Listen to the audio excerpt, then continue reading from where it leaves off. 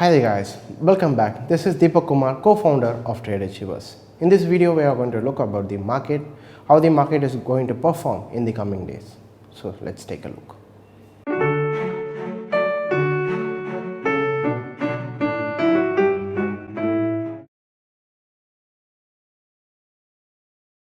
So alright guys, when you take a look at Nifty has come downwards and it has recovered.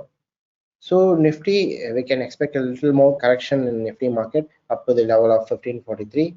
So if you're taken the trade before, wait for some time, and if you're a conservative trader, wait for some time. After the market has given you the correction, go for entry in Nifty 50. Keep this in mind. Remember this: Nifty is an uptrend. Don't need to worry whether the Nifty will go up or will go down. It will give a little bit correction. After the correction is over, it will rally upwards. So prepare your horses. Be ready to run. And if you take a look at Bank Nifty also it has come a little bit down and it has recovered.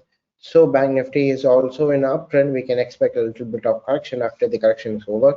Go for buy in also in Bank Nifty.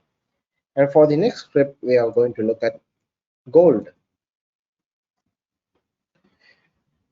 If you take a look at gold, we already said the gold is at the currently at the resistance level. If gold closes above the resistance level, we can go for buy in gold.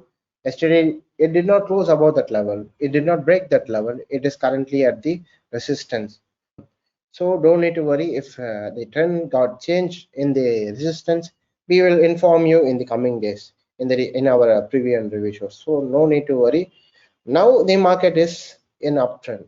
It will go only in upwards for me, so no need to worry. If the market breaks above this level, wait for maybe around it has 9 hours. Wait for 9 hours. If today the market goes above this resistance level, you can go for buy in gold.